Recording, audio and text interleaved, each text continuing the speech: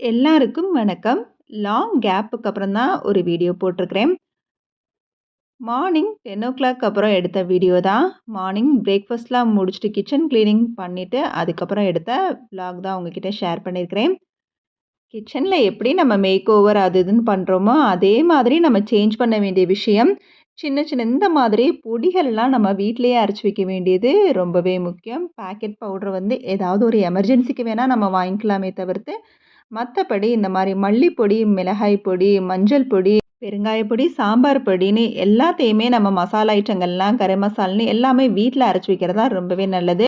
இந்த மாதிரி எதை ரெடி பண்ணணும்னாலும் ஒன்று வெயிலில் நல்லா காய வச்சு எடுக்கலாம். அப்படி இதை வந்து நல்லா வந்து எம்டி பேனில் நல்லா ஃப்ரை பண்ணி எடுத்துகிட்டு அப்புறம் வந்து அரைச்சி வச்சோம்னா நல்லா வாசமாகவும் இருக்கும். அதே சமயத்தில் வண்டும் பிடிக்காது. இன்னொன்று ஹோம்மேடாகவும் ஆகி போயிடும். இது வந்து என்ன அப்படின்னா நம்ம வெறும் பேனில் தான் எதுவுமே நான் ஆயில் எதுவுமே விடலை. நல்லா வாசம் வர வரைக்கும் வறுத்து எடுத்துகிட்டு அதுக்கப்புறம் வந்து ஆறவும் அதை அரைச்சி நல்லா சலிச்சு எடுத்துகிட்டு அது ஆறுனதுக்கப்புறம் டப்பாவில் கொட்டி வச்சுக்க வேண்டியதான். நம்ம ஒரு 10 நிமிஷம் வந்து இதெல்லாம் வந்து கொஞ்சம் டைம் ஒதுக்கி பண்ணாலே போதும். ஹோம்மேடாகவே எல்லாத்தையும் நம்ம ரெடி பண்ணி வச்சுக்கலாம். ஹோம்மேடு பொடிங்கிறது வந்து நம்ம ஹெல்த்தி பொடினே சொல்லலாம். அதனால் கிச்சனில் நம்ம எந்தெந்த மாற்றங்கள் கொண்டு வந்தாலும் கண்டிப்பாக சமையலுக்கு நம்ம பண்ணுறப்ப இந்த மாதிரி நிறைய வந்து பார்த்து பண்ணுறதே நல்லது. கொஞ்சம் அது சோம்பேறிப்பட்டால் கூட அந்த இடத்துல நம்ம ஹெல்த் கான்சியஸை மிஸ் பண்ணுறோம் தான் அர்த்தம். நம்மளோட குடும்பத்தோட ஆரோக்கியம் ஸ்டார்ட் பண்ணுறது கண்டிப்பாக கிச்சனில் இருந்து தான். ஸோ கிச்சன்னா அது நம்ம கையில் தான் இருக்குது. ஸோ ஹெல்த்தி ஃபேமிலியாக ஆக்குறதுக்கு கண்டிப்பாக அதில் நம்மளோட பங்கு தான் மிக மிக முக்கியம். So be healthy and be happy. அப்புறம் கண்டிப்பாக வாரத்துக்கு 2 தடவை சமையலில் கீரை இருக்கிற மாதிரி பார்த்துக்கங்க. அது பொரிக்கிற கீரையாக இருந்தாலும் சரி, கடையிற கீரையாக இருந்தாலும் சரி. அதுலேயும் இந்த மிளகு தக்காளி கீரை வயிற்று புண் ஆறுறதுக்கு ரொம்பவே நல்லது.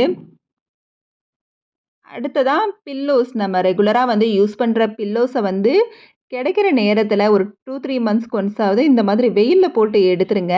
பில்லோஸ் மட்டும் கிடையாது, பெட்டையுமே நம்மளுக்கு டைம் கிடைக்கிறப்ப இந்த மாதிரி வெயிலில் போட்டு ஒரு 2 ஹவர்ஸ்க்கு அப்புறம் திருப்பி போட்டு பெட்டை கொஞ்சம் நேரம் வெயிலில் போட்டு எடுக்கிறது ரொம்ப நல்லது. சின்ன சின்ன வேலைகளை 10 மணிக்கு அப்புறம் முடிச்சுட்டு லஞ்சு வந்து ரெடி பண்ண ஸ்டார்ட் பண்ணிட்டேன். ரொம்ப சிம்பிள் தான். உடச்சி ஊற்றின முட்டை குழம்பு தான். இதை ரெடி பண்ணிவிட்டு இதுக்கு வந்து சைட் டிஷ் எதுவும் தேவை கிடையாது. முட்டை குழம்புனாலே அதில் இருக்க முட்டையை வச்சே வந்து சைட் டிஷ்ஷாக வந்து மாற்றிக்க வேண்டியதான். ஸோ முட்டை குழம்புக்கு வந்து வெங்காயம் வந்து உரித்து வச்சுருக்கிறேன். எப்போவுமே சின்ன வெங்காயம் வந்து ரொம்ப நாளாக வந்து நம்ம ஸ்டோர் பண்ணுற மாதிரி உரித்து வைக்க வேணாம். நம்மளுக்கு ரொம்ப டைம் இல்லாத பட்சத்தில் அதை உரித்து நம்ம வந்து ஒரு 2 நாளைக்கு கூட ஸ்டோர் பண்ணி வைக்கலாம். மற்றபடி உரித்து வந்து ஸ்டோர் பண்ணி வைக்க வேணாம். முடிஞ்ச அளவுக்கு அதை சமைக்கிற நேரம் உரித்தாலே போதும்.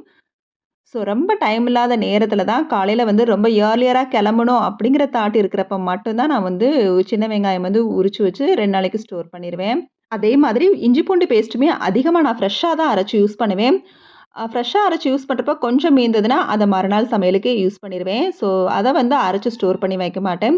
ஏன்னா எல்லா நாளுமே நம்ம இஞ்சி பூண்டு பேஸ்ட் வந்து எடுப்போமாங்கிறது தெரியாது. இஞ்சி பூண்டு பேஸ்ட் வந்து ஸ்டோர் பண்ணி வைக்கிறப்ப நம்ம 4 டேஸ் எடுக்காமல் ஒரு 4 டேஸ்க்கு அப்புறம் எடுக்கிறப்ப எனக்கு என்னமோ அந்த இஞ்சி பூண்டு பேஸ்ட்டு ஃப்ரெஷ்ஷாக இருக்கிற மாதிரி வந்து தோணாது. ஸோ அதனாலேயே வந்து யூஸ் பண்ணுறப்ப கொஞ்சம் கொஞ்சமாக நான் வந்து அரைச்சி யூஸ் பண்ணிக்குவேன்.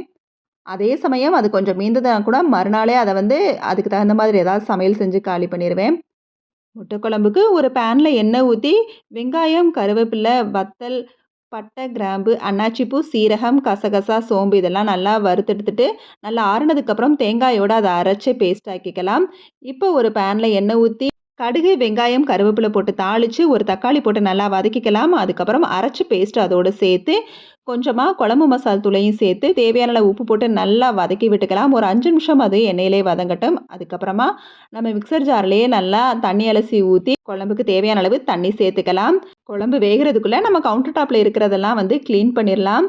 ஸோ இந்த மாதிரி சைட் பை சைடாக நம்ம ஒர்க் பண்ணுறப்ப நம்மளுக்கு வந்து வேலையுமே கொஞ்சம் ஈஸியாக முடியும்.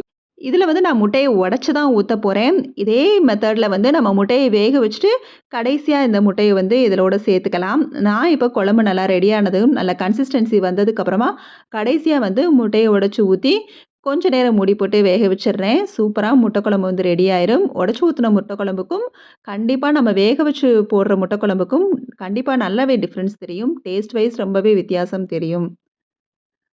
சூப்பராக முட்டை குழம்பு வந்து ரெடி ஆயிடுச்சு. சுட சுட சாப்பிடலாம். சாப்பிட்றதுக்கு முன்னாடி நான் சாயந்தரம் இட்லி மாவு அரைக்கிறதுக்காக இட்லி அரிசியையும் வந்து ஊற வச்சுட்டு தான் அதுக்கப்புறம் வந்து லஞ்சே சாப்பிட்டேன். சாப்பிட்டு கிச்சன்லாம் க்ளீனிங்லாம் முடிச்சதுக்கப்புறமா ஈவினிங் மேலே சக்கரவள்ளி கிழங்கு இருந்துச்சு. அதை தான் வேக வச்சேன். இது ரொம்பவே ஹெல்த்தியும் அண்டு சிம்பிளும் தான். ஒரு 10 நிமிஷத்துல இது வந்து வெந்துரும். நல்லா பெரிய கிழங்கா இருந்தது இன்னைக்கு. ஒரு 10 நிமிஷத்துலயே நல்லா பூவா வெந்து வந்துருச்சு. இத அப்படியே வந்து சாப்பிடலாம். இத வேக வைக்கிறப்ப உப்பு எதுவுமே தேவையில்ல. அதிலேயே அந்த ஸ்வீட் டேஸ்ட் இருக்கும்.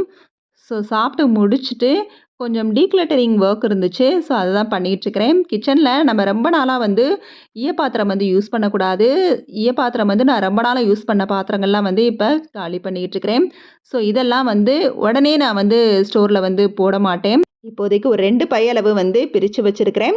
அடுத்ததா அமௌண்ட் எனக்கு வந்து சேர்றப்ப கொஞ்சம் அமௌண்ட் சேர்த்திருந்தா தான் நம்ம வந்து போட்டு வேற ஏதாவது எடுக்கிறதுக்கும் அந்த நேரம் யோசனை இல்லாம இருக்கும். ஸோ அதனால வந்து ஃபர்ஸ்ட்டு டீக்ளட்டரிங் பண்ணிடலான்னு சொல்லி பண்ணியிருக்கிறேன். இந்த ஹாட் பாக்ஸ் எல்லாம் பார்த்தீங்கன்னா, ரொம்பவே புதுசா தான் தெரியும். ஆனா வாங்கி நான் வச்சதுலேருந்தே இது வந்து அட்லீஸ்ட் இது ஒரு 9 இயர்ஸ்க்கு மேல ஆயிருச்சு. ஆனா வாங்கி வச்சதுலேருந்து எனக்கு சூடுங்கிறது ஒண்ணு இல்லவே இல்ல.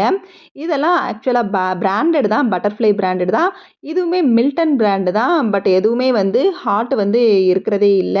ஸோ ரொம்ப நாளா வந்து ஒரு பாத்திரம் மாரி இத வந்து யூஸ் பண்ணிட்டு இருந்தேன். ஹாட் பேக்கா வந்து யூஸ் பண்றதில்ல. ஸோ இத வந்து போட்டுட்டு வேற ஏதாவது வந்து கொஞ்சம் குவாலிட்டியா பார்ப்போங்கிறதுக்காக வச்சிருந்தேன். ஸோ டீக்ளட்டரிங் பண்ணுறப்ப அதையும் வந்து எடுத்து வச்சுட்டேன். கொஞ்சமாவது ஹாட் பாக்ஸுங்கிறது கொஞ்சமாவது சூடு தங்கணுமா இல்லையா? இப்போலாம் வந்து ஹாட் பாக்ஸும் சரி, ஃப்ளாஸ்க்கும் சரி ரொம்பவே வந்து ரேரா தான் வந்து நல்ல பீஸா கிடைக்குது. ஸோ இந்த மாதிரி டம்ளர்ஸ்லாம் பார்த்தீங்கன்னா, அடியில வந்து அப்படியே வந்து ஒரு துரு புடிச்ச மாதிரி ஃபுல்லா ஒட்டி சைட்ல கரை இருக்கிற மாரி இருக்குது. அந்த மாரி டம்ளர்ஸையும் வந்து காலி பண்ணிட்டேன். மேக்ஸிமம் இப்போ வந்து கப்ல தான் வந்து யூஸ் பண்ற மாரி பார்த்துருக்கிறேன். அதனால ரொம்ப நாளா யூஸ் பண்ண டம்ளர்ஸ்லாம் அடியில வந்து நம்ம என்ன தேய்ச்சாலும் வந்து கரையா புடிச்சது. அது வந்து அந்த அப்படியே ஒரு தடம் மாரி தங்கிருச்சு. அதெல்லாம் வந்து காலி பண்ணிட்டேன். இதெல்லாம் வந்து கொஞ்சம் வந்து அடி கனமில்லாத பாத்திரம் தான். ஆனாலும் இதையும் ரொம்ப நாளா வந்து நான் யூஸ் பண்ணேன். ஸோ இப்ப வந்து இத போட்டுட்டு கொஞ்சம் அடி கனமான பாத்திரமா எடுத்துக்கலாங்கிறதுக்காக இத வந்து காலி பண்ணியிருக்கிறேன். ஸோ பாட்டில்ஸ் எல்லாம் பார்த்தீங்கன்னா, சில்வர் பாட்டில்ஸ் நெளிஞ்சது, மூடி லூஸ் ஆனது அந்த மாரி இதெல்லாம் தான் எடுத்து வச்சிருக்கிறேன். முடிஞ்ச அளவுக்கு முதல்ல அதிகமா ஈயப்பாத்திரம் யூஸ் பண்ணோம். ஈயப்பாத்திரத்தில வந்து சமைக்க சமைக்க வந்து அடுத்ததா வந்து அந்த ஈயமும் வந்து சமையலோட கலக்கும்.